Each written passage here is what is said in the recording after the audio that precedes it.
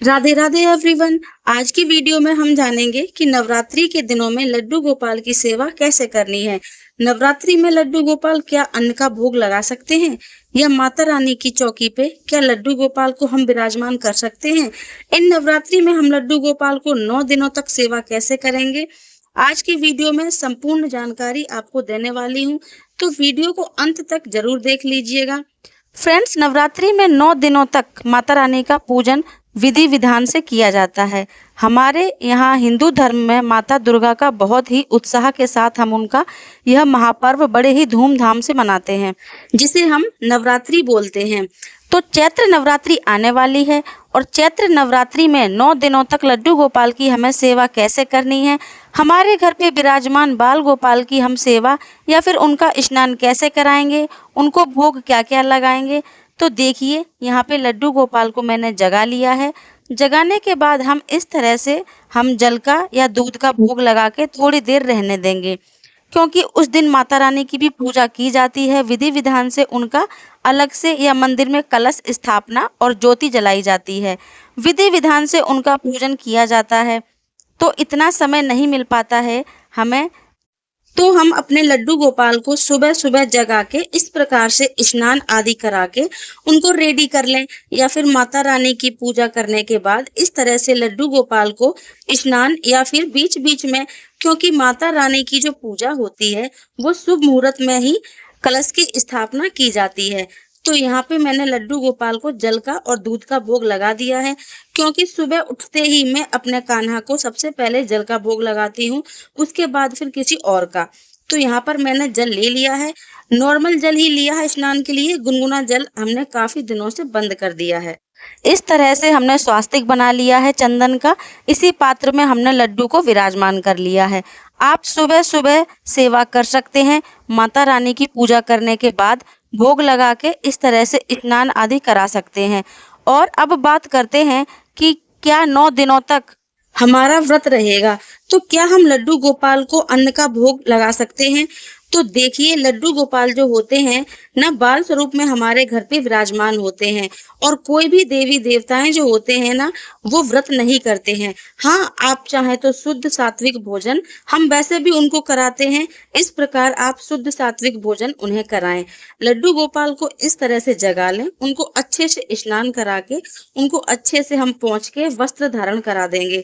देखिए, वस्त्र में आपके पास जो भी अवेलेबल हो, हमारे यहाँ जो होता है ना, हम लड्डू गोपाल की नित्य प्रतिदिन सेवा करते हैं, तो जो भी उत्साह होता है ना, वो हम जरूर गोपाल जी के साथ मनाते हैं।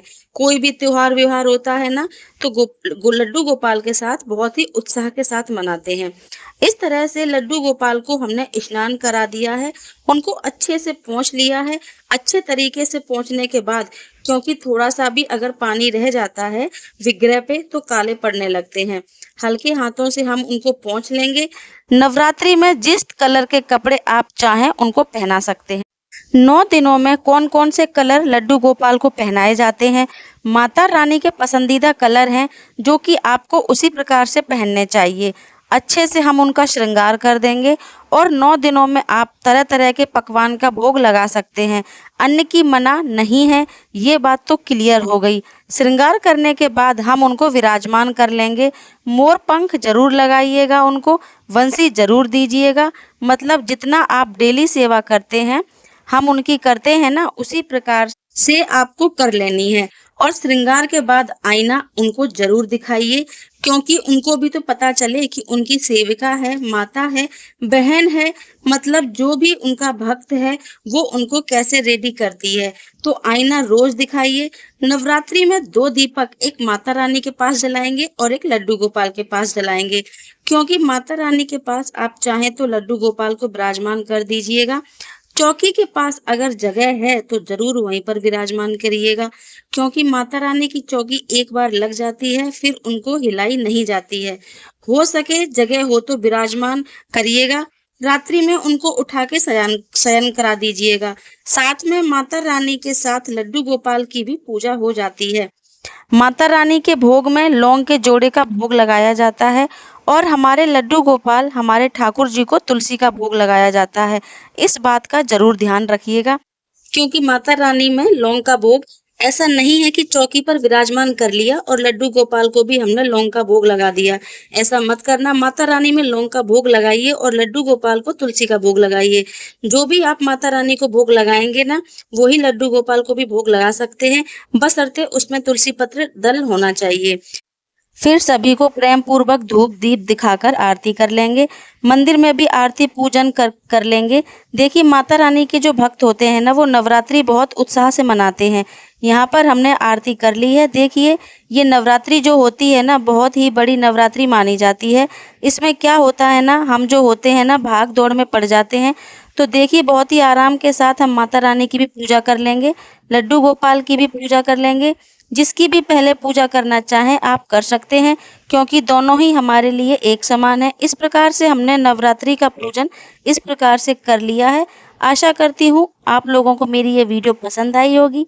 वीडियो अच्छी लगी हो तो लाइक शेयर कमेंट जरूर करिएगा। राधे राधे, जय श्री श्याम।